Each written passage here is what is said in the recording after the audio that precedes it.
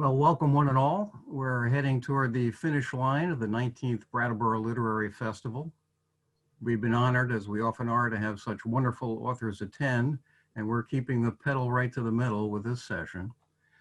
To give them more time, I'll keep the introductions brief, but we're so pleased to have Lynne Olson and Arthur Magida with us, both best-selling and award-winning authors with impressive backlists.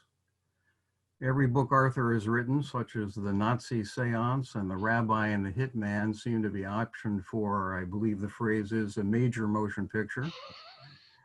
Lynne's World War II oeuvre has reached an impressive 8 volumes, including, I feel obliged to say, since some of them are surely watching, one of my book group's all-time favorites, Citizens of London.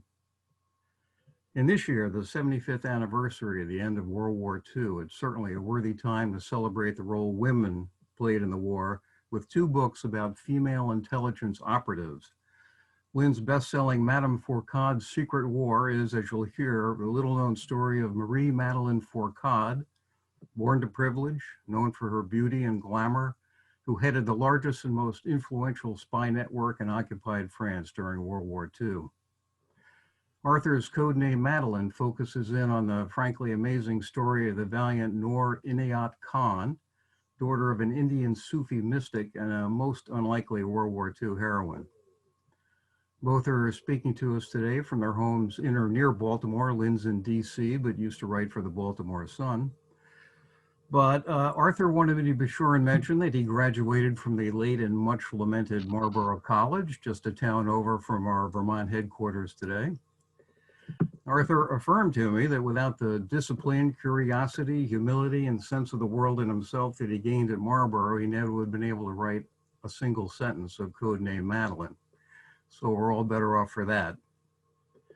And we're all better off for the work the protagonists of their books were so heavily invested in, despite the quite possible, even likely fatal consequences.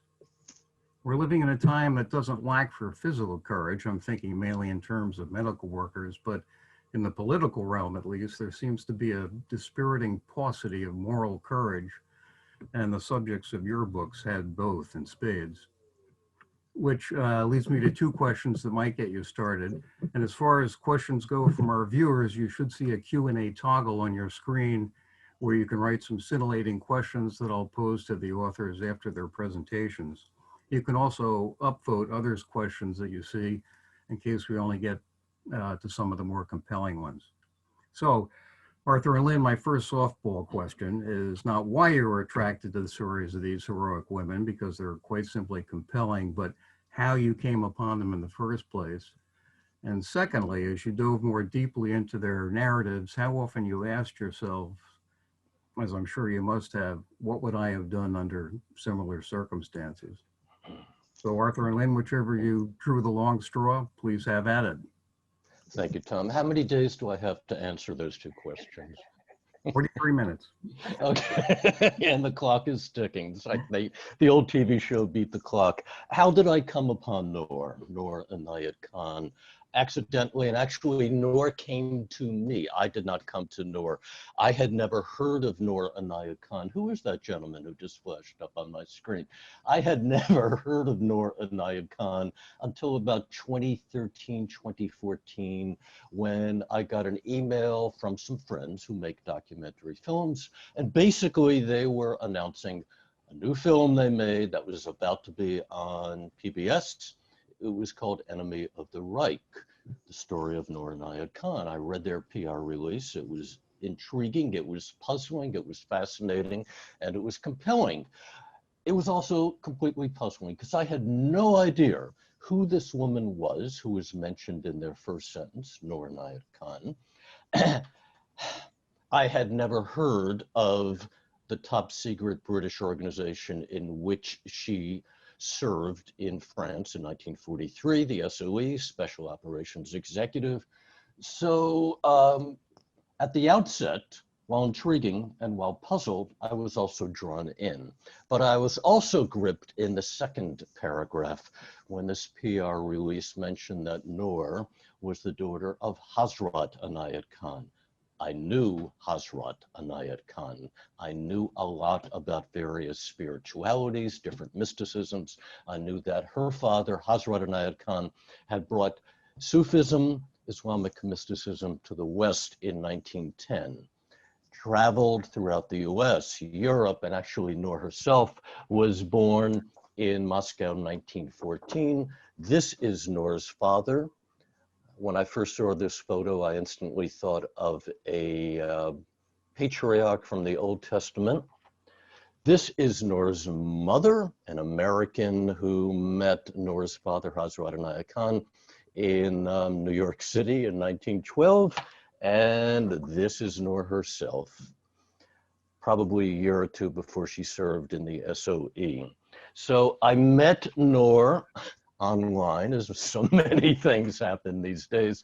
But at that point, I was working for a university in Baltimore. Before I even finished reading the release, I knew I wanted to screen this film at the university. I organized that. I organized a panel that discussed the film afterwards. One of the producers, a Sufi expert, a Holocaust expert.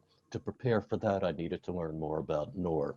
The more I learned about Noor, the more I concluded I wanted to write a book, a proper book about Noor Inayat Khan. And as you said, Tom, I did write a book about Noor. So that's how I learned about her.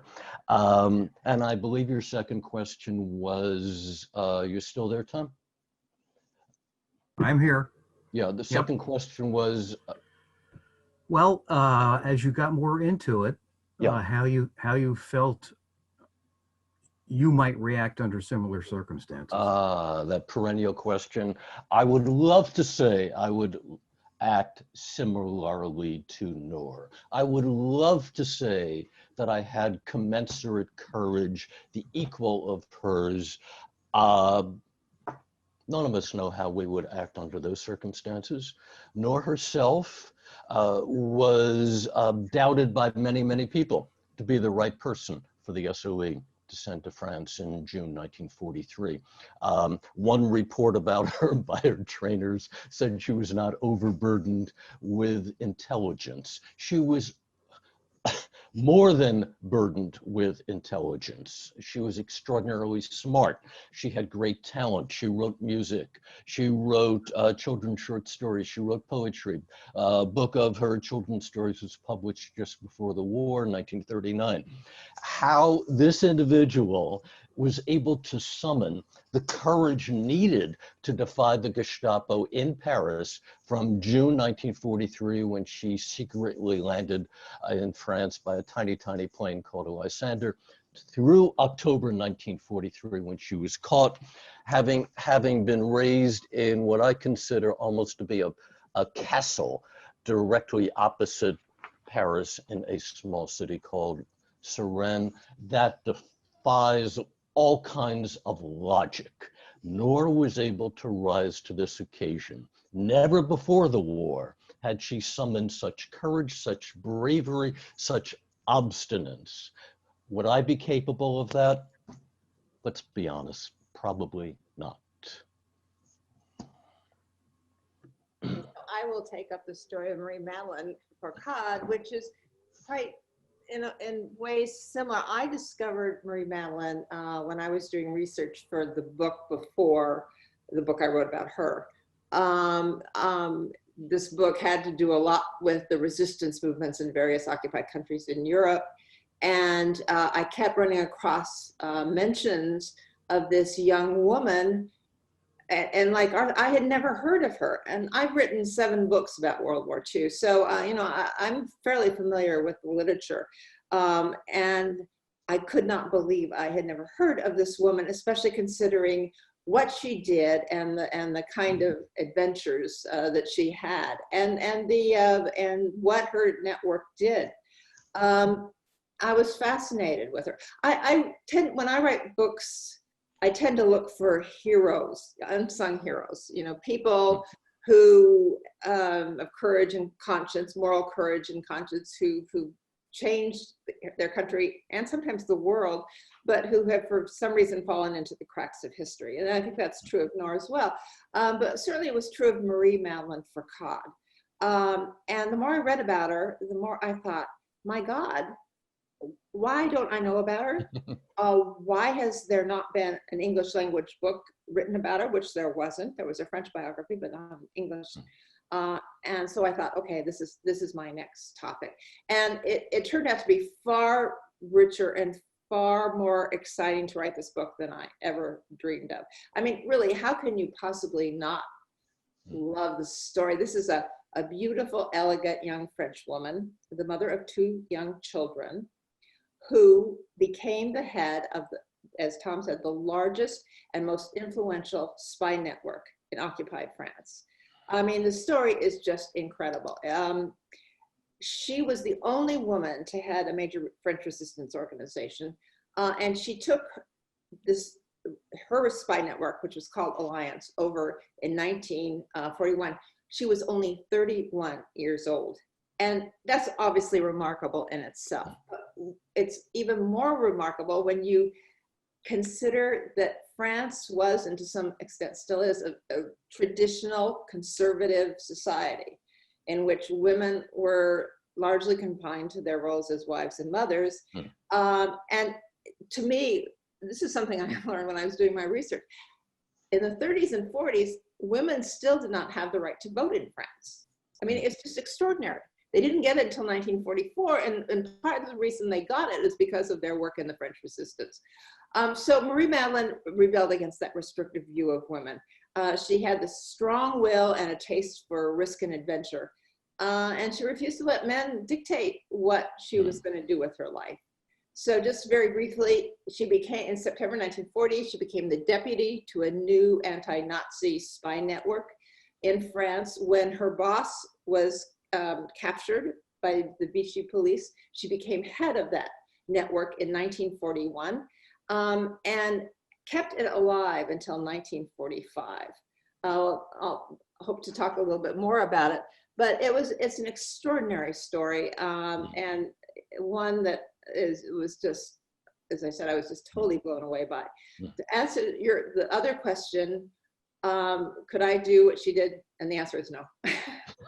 I mean, on so many levels. I mean, this was this young woman who took over a network and built it into a network of 3,000 agents, most of them men.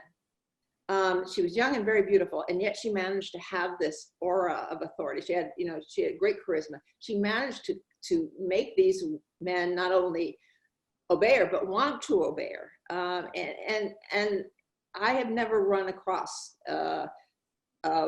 certainly a woman or a man that I've written about that has that incredible innate ability to do that. And the moral courage, like Noor's moral courage, they both were extraordinarily courageous, dedicated women. And I, quite frankly, I would like to think I could do that I could risk my life every day as they did. Noor lost her life. Marie-Madeleine didn't lose her life in the war, but she risked her life every day. I don't think I could do that. I'm almost positive I could. And actually, when I was impressed with your monosyllabic answer to Tom's question, no. I danced around it, but you got right to the point. Thank you. Like you, I have thought about this a lot because I write so much about the war, about especially occupied countries, and how would I have responded? And everybody would like to think that they would be members of the resistance. But quite frankly, the majority in all the countries that were occupied, the people just, the vast majority were not members of the resistance, nor were they active collaborators. They just stayed out of it. And I suspect, I mean, well, we don't have time to get into it, but to live under an occupier like the Nazis was just horrific, and just to survive was difficult enough, but to actually fight back against them, it makes me the extraordinary young woman you write about, and the extraordinary young woman I write about, and the people that worked with them. I just, look at them with awe and admiration Yeah, for yeah. being able to do what they did. Yeah, yeah, and like you, when I learned about Noor, just as when you first learned about Madame Fourcade, I was stunned, I was flummoxed, I was questioning my own knowledge of history. How have I never heard about Noor? I know about many things, but I quickly learned hardly anybody knew about Noor. That by itself was upsetting. Right. How could so few people in the world, not just here in the US, but also in France, where she was raised before the war, where she served during the war, how could so few people know about her? In fact, as I'm saying that, I'm remembering the first time I went to Suran to do research, and Suran is the town where her family lived for over 20 years before the war, where the family's house still stands.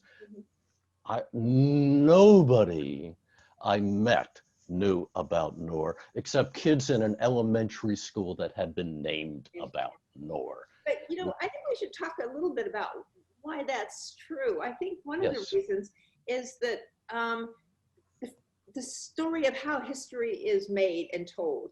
I mean, and certainly in terms of the French Resistance, the story from the end of the war was really established by Charles de Gaulle and the Free French.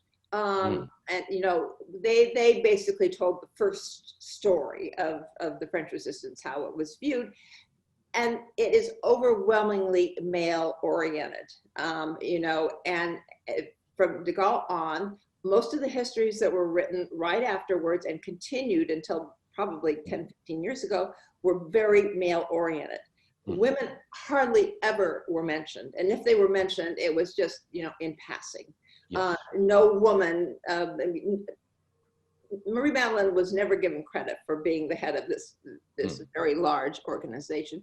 And women in general were not given credit. And so it's just recently, really within the last 10, 15, 20 years, that women are finally being excavated. I mean, all these women like Noor and Marie-Madeleine and many, many, many others, not only French, but also these British agents who came in. A lot of them were women like Noor. Yes. And a lot of French women, tens of thousands of French women were involved in the resistance. Incredibly important jobs.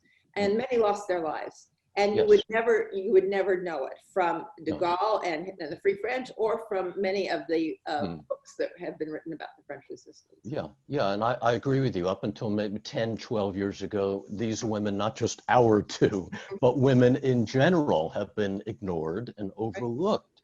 And if I could amend everything you just absolutely correctly said, Noor had yet one more strike against her. Not only was she a woman, but she was a Sufi and she was a Muslim. Right. Okay, we know how Muslims are received in the West. Generally not positively, which is a horror and a mistake. And on top of that, most people have no idea what a Sufi is. So you put those three together, a woman, a Muslim, a Sufi, and the tendency of so many historians to ignore the contributions that these women in particular and women in general made during the war. And you were surprised, I was surprised. I love it that my readers are surprised also when they come to the story. I'm sure yours are as well. Yeah, I mean, the reviews of my book, and that's probably true of yours too, it's over and over and over. Why didn't we know this? What, I mean, she made such a contribution. She's not only interesting, but she made such a contribution. She and her network made such a contribution to the Allied victory. Why didn't anybody know this? And that's that's what you and I are doing, is trying to to give the credit to these women and other women that's due them. And frankly, I didn't know that's what I was doing when I started out. I just thought, this is a great story. But I didn't know all these other dimensions that are integral to that great story. Yeah. And as I was hearing you talking about Madame Fourcade, I was thinking, both of the similarities and the differences between these two women. Both obviously were extraordinarily courageous. Both obviously were extraordinarily stubborn and determined. You mentioned to me the other day that Madame Fourcade was musically inclined, and Noor Inayat Khan was also musically inclined. But I was also thinking that on differences, Noor being raised as a Sufi, being raised by the, if you will, the patriarch of Sufis in the West, her father, she was also imbued with this Sufi code. At one point, while she was serving in France, other members of the resistance warned her that a resistant had most likely betrayed her to the Gestapo. And she defended this guy, repeatedly saying, we cannot judge. And she had been taught by her father, never judge anyone. Judge yourself, but you cannot judge anyone. And to be in occupied Paris, 1943, being advised by all your colleagues and comrades not to judge him, and still insisting, I'm going to do what my father taught me. I will not judge. So yeah, I see similarities, I see differences. It would have been great if the two of them had a chance to sit at a cafe somewhere in Paris during the war. So the incredible, just a couple of, just to add to that, no, you're absolutely right. They're both young and beautiful, for one thing. That's fairly superficial, and outsiders, Yeah. is Yes. make clear. Both defied the stereotypes of women, of what young, well brought up French women should be, and both of them were young, well brought up French women. I mean, living in France, and so they were idealists. But when we were talking about courage, and we both said courage, what it was like for both of them, and both of them were on the run from the Gestapo for at least Marie-Madeleine for basically the whole time, but really for 6 months, running from pillar to post, from one town to another town to another town to another town. Noor was running through, from one place in Paris to another, and yet, and were emotional basket cases, but still had the resistance and still had the persistence to prevail, to keep going. They didn't drop out. Both of them could have. In fact, they begged her to go back to London, right? Yeah. And that was true of Marie-Madeleine. Marie-Madeleine worked with MI6. She didn't work with SOE. She worked with MI6, the Secret Intelligence Service in England. They were desperate to get her out of there because they knew that she was going to get caught at some point. But she refused to do it because it was so important for her, and same with Noor, to save France, to restore freedom, to get the Nazis out of their country.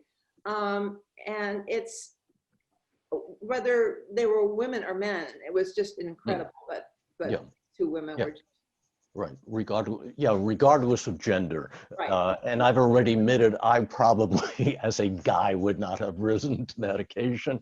And I'm being frank, and I'm being ashamed also. I would love to say I could have. But on both these women, when you were speaking a moment ago about, Marie-Madeleine's refusal to be taken over to England, where she would have been safe, where she did spend some time during the war, I was thinking about Noor as well. And she had at least 2 opportunities to be flown back to London, where she had come from, and she refused both. And when she was finally caught, she still listened to her father's teaching. He had taught her, bear no malice against your worst enemy. Her worst enemy had been tracking her for almost 4 months since she landed, still when they caught her, and treated her rather kindly by German standards and Nazi standards. in the beginning, yeah. Yeah, but she kept up this pace, I believe, for almost 4 months because her father also taught her, do not neglect those who depend upon you. Yeah, yeah. And do not spare yourself in the work which you must accomplish. She had come back to France to do this work. She had to accomplish this. And you know, she was so committed to truth, another one of her father's teachings, and I'm sure Marie-Madeleine was as well, that she refused to lie. That was one of her strategies when she was flown over. That was one of her strategies also when she was being quizzed by the SOE recruiters. You know, you are of Indian descent. You obviously sympathize what Gandhi is doing in India right now regarding the British, seeking to get them out. When the war's over, will you help Gandhi? Right now, during the war, will you help Gandhi? And she truthfully said, during the war, I will not. I am determined to fight the Nazis. I'm determined, like Marie-Madeleine, to get them out of my country, to defeat them totally. But after the war, she said, yeah, should be glad to go to India to help Gandhi and his crusade. And how many times did Marie-Madeleine escape from the Germans? Twice. Twice. Um, Okay. She was far luckier than yeah, the last time, the second time, she had been caught in Aix-en-Provence in the south of France, and she was about to be interrogated by the Gestapo, and she managed to get out of the jail cell that they held her in by squeezing her body through the bars, which is just incredible. I mean, Yeah. impossible, but she did. Yes. And Yeah. she made it back to Paris and continued, running the network until the end of the war. We also should mention before Yes. we stop about, you mentioned it would have been wonderful for Noor and Marie-Madeleine to have gotten to know each other in a cafe. Actually, there was kind of a contact between, an intersection between them, because when Noor was captured and was being held in Paris by the Gestapo, she made an escape attempt with Marie-Madeleine's number 2, Marie-Madeleine's lover, who was actually the father of a son that Marie-Madeleine had during the war. And he had been captured as well. So they were being kept in the same house. So do you want to talk a little bit about Sure, I'm glad you brought that up. Yes, yeah, and you know, your heroine escaped twice. My heroine, shortly after she was taken to 84 Avenue Foch in the center of Paris, which is where these two were held, Lynne Olson and Noor. Noor tried to escape within 3-4 hours by opening a window on the 5th floor, balancing herself on a rain gutter. I'm glad she did not look down. She was talked back inside by a member of the Gestapo. But about 2.5 months after that, both Lynne Olson and Noor and another member of their incarcerated tribe, John Starr, all 3 tried to escape one night. And actually, that was Thanksgiving night in the United States, I have calculated, thanks to my calendrical skills. But yes, the 3 of them had been scheming for about a month. And they would leave messages in a crack underneath a sink in the bathroom they shared. John Starr was able to acquire a screwdriver. They would pass it back and forth covertly. They would chip away at the cement that was holding the bars in their cell in place. And on top of those bars were skylights in each cell. So finally, Lynne Olson that night was the first to get out. He's waiting on the roof, the ceiling 5 floors up. He hears Noor scraping away in her cell. She was supposed to be done scraping away. The bars were supposed to be loose by now. They weren't. She was making a racket. He whispered to her, "Stop, be quiet, they will hear you." She continued to make more noise. I don't know how the Germans didn't hear her that night. While he was waiting for Noor to come up, John Starr, this Englishman, was able to get up and join Leon on the roof. They're waiting for Noor. Finally, about 4 or 5 in the morning, Noor does join them. Leon gives her a big kiss. They're about to work their way down balconies of adjacent buildings, and suddenly air raid sirens go off because the Allies are making yet another air raid over Paris. So at that point, the Gestapo checks each cell. That was Gestapo policy. And they noticed that 3 cells were empty. So the Gestapo looked all over the streets. Several came up to the roof. They had their searchlights going, nor the other 2 were lying flat on the roof. The Gestapo did not find them. They worked their way down to the street by these balconies, sometimes through the interior of an adjacent building. Then they found out that Germans were patrolling the street. There was a German soldier, in fact, right in front of where they wanted to go. Leon made a run for it. They caught him. They beat him. You know this better than me. They dragged him back to 84 Avenue Foch. John Starr, Noor were brought to the building as well. The Gestapo leader in that building, Kiefer, was outraged. How dare they make an escape? He'd treated these 3 rather kindly and generously, he thought. He was ready to kill them. He was talked down and calmed down. He asked each of them to make a pledge that they would never attempt to escape again from 84 Avenue Foch. John Starr instantly made that agreement. Leon and Noor could not. You know Leon better than I do. Noor, I believe, did not make that vow because she couldn't. She had been taught by her father, and she believed deeply that truth is all the religion there is.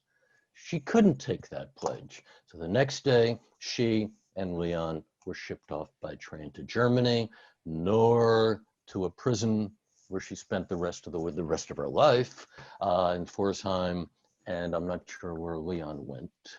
He went to a number of different prisons, and you can say what happened to Noor, but he actually survived until January 1945, just right before the end of the war, and the Gestapo killed him and a number of other people who were in this prison.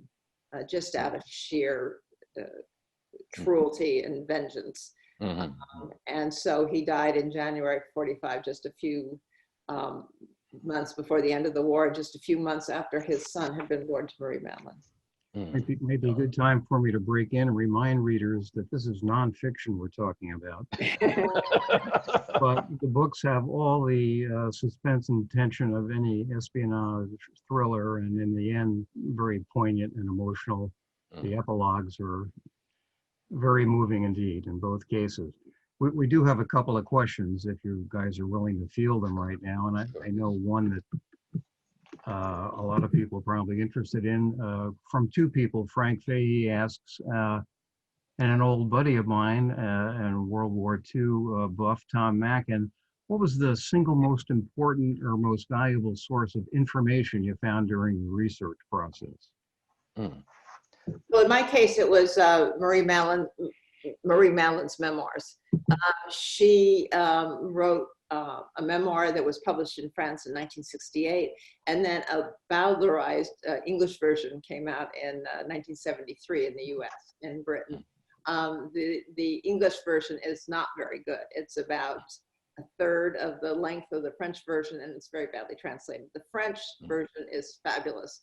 And while I did a huge amount of other research, it was a pretty honest, I think, account by her of what she went through during the war. Not only the activities of her and her network, but what it was like for her to go through it, the fear, this emotional strain, the agony when members of her network were captured and then killed.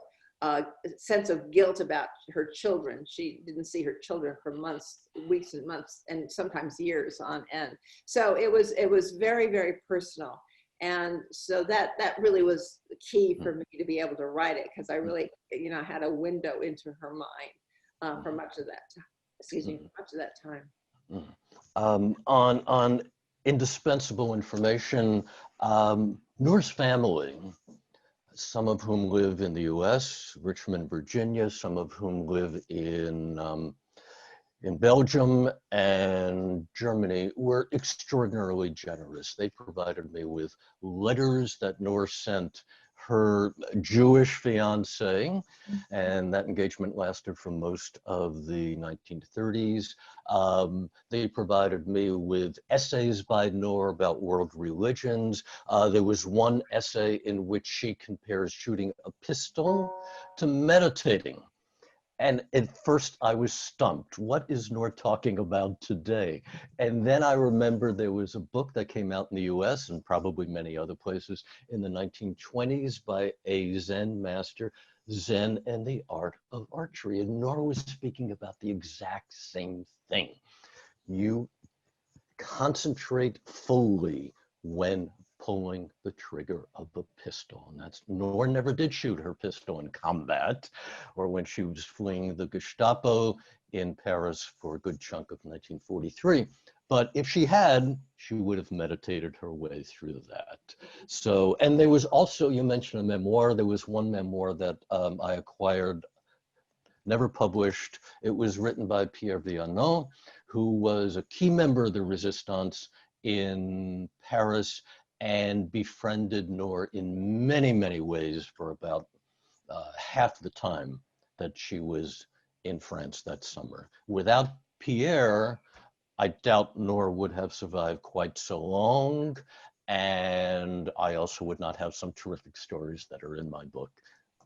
How about site visits? I know you both must have gone over there. And Arthur, I know you went to Dachau. Yes, I went to Dachau, and yeah, Lynn said she would let me say what happened to Noor. Yes, because Leon was executed by the Germans. Noor, after spending 10 months in Pforzheim, was taken by train to Dachau September 12th, 1943. The next day she was killed with a bullet in her head. Her body was cremated. So yes, I did go to Dachau. For another book, I went to Buchenwald. And these are places I never wanted to go to. These are places I had to go to. Going to Dachau, though, was much more difficult than going to Buchenwald, because at that point in my research, I had a very personal connection to Noor. I did not want to go to where she was killed. I did not want to go to where her body was burned to ashes. I had to, I did. It was very grueling. In fact, every September, there is a memorial service for Noor at Dachau. And if I was invited to attend this year because of the international lockdown, I could not attend. But if I had gone this year, among many, many other things, I would have referred to a Hasidic saying, if you want to find a spark, sift through the ashes. There are many ashes at Dachau. There are many ashes at all these camps. But having been there, I know that there are also sparks. The sparks that Noor has engendered for all of us, the spark of her memory, the spark of Marie-Madeleine's memory, although she lived a much more natural life and died a much more natural death than Noor did. But both of these are women who fully ignite and illuminate what we can be. So yeah, I did some research overseas, and it was not easy. Lynn, did you get over? Yeah, I went to, with a lot of the material actually was online. The French archives, I have had a lot about the Alliance Network. And so I did a lot of stuff from Washington, but I did go over to Paris several times and did interviews with no members of the network are still alive. Marie-Madeleine died in 1989, and virtually everybody is gone. But the children she has children still alive, and children of some of her top lieutenants I talked to, and it helped the book immeasurably. I'll tell you one way it helped the book is that I interviewed her daughter, Penelope, who was born after the war. Marie-Madeleine remarried after the war, and she had Penelope in, I think it was 1949. But everybody thought that Marie-Madeleine had 2 children after the war with her second husband. In fact, the other child that everybody thought was her second husband's son turned out to have been born during the war to Leon Phi, her number 2, and her lover, the man she was madly in love with and was planning to marry after the war. And this was a deep, dark family secret. And Penelope told it to me and my friend and translator. And this is getting near the end of my research, and I was stunned. I had absolutely no idea that this was true. So, I had to kind of rejigger the book a little bit. So that really paid off. But going to Paris, talking to all these people, obviously Penelope knew her mother very well, but the children of her top lieutenants also knew her very well. In fact, she was godmother to, I think, about 10 kids that were born to her top people. And so they knew her. They knew her growing up. And so I got a look at her, a very different look at her that I didn't have before I went over there. So it was really, really good. Well, maybe time for one more quick one, possibly loaded question from Elizabeth McAllister. What do you think about women that makes them such successful agents and spies? I'm going to let the woman go first. There are a number of reasons. First, I don't think I think women have a capacity to understand people, quite frankly, in many ways better than men do sometimes. But they did have an advantage, I think. We're talking about France here, because the Germans come from a society very much like France's. I mean, the Nazis, a very traditional society in which look at women as in their roles as wives and mothers, and that is all. That's what women are and were. And so when they were in France, and they saw these pretty young women, kind of gadding about, sometimes carrying suitcases, sometimes on bicycles, hiding things, they tended to give them a pass. And many of these women were like Noor and Marie-Madeleine, young and very pretty, and very smart, quick-witted, and they could talk themselves out of situations where men can't. I mean, you have to remember that it was very unusual to have young men, or men, young middle-aged men wandering around Paris or France. They're going to get stopped by the Germans. It's a natural. But women got a pass because they were young and looked innocent and pretty, and sometimes they would flirt with the Germans, and many times got away, took advantage of, the kind of oh, what a pretty little girl, she can't possibly be dangerous at all. So and certainly Marie-Madeleine played on that. And I didn't know about Noor. I don't think she did nearly as much, but it did provide, a screen, a cover for women, and they took advantage of it. Yeah, I agree with you completely. Both of these women, in a sense, defied the stereotypes of women for that era, and especially for women in France. And I've been trying to think of moments when Noor possibly used her feminine wiles to extract herself from a dangerous situation.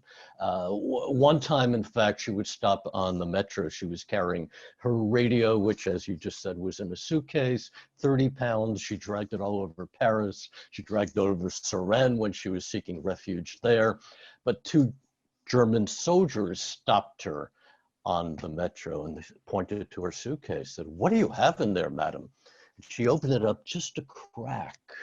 And she pointed to different wires and vacuum tubes. She said, "Oh, it's a film projector." And she quickly shut it and made those guys feel like they were idiots. Of course, you guys are supposed to know what a film projector looks like. And another time, she had to quickly send a message to England. She was living in, this was absurd and another indication of her courage and her stubbornness, but she was living in a building that was inhabited mostly by SS and Gestapo. Friends had urged her to leave, find a safe house. She stayed there for several weeks, needed to send a message quickly. When she was living there, she would usually go elsewhere to use her radio. She dropped her 70-foot antenna out of her window, went downstairs, started to string the antenna through different trees. Suddenly she heard a voice behind her saying, "Ma'am, may I help you?" And there was an SS agent, and he helped her string it up. And that's another moment when I have thought, maybe she batted her eyelashes. A guy would have had nothing I to, wish we had another nothing to 45 bat minutes. with. Unfortunately, time has come, and I'd like to close with a comment from one of our listeners. Gail Rosenfeld said, "Such uplifting yet sad stories. Thank you for bringing them to our attention." Mm. And thank you both so much for your work and for attending today. Oh, And thanks to all the Thank you. listeners and viewers. Was We really appreciate it. As we leave, there will be a flash screen that will give you a direct link to ordering Lynne and Arthur's books, which I heartily recommend, as well as a link to donate to the festival, which we'd certainly appreciate as we look forward to our 20th gathering next year, which we can all hope will be up close and in person. But this has been terrific. And thank you both very much. Thank you. Thank you. This is Thank great you. It was great. Had a wonderful time. Thank you. Be well.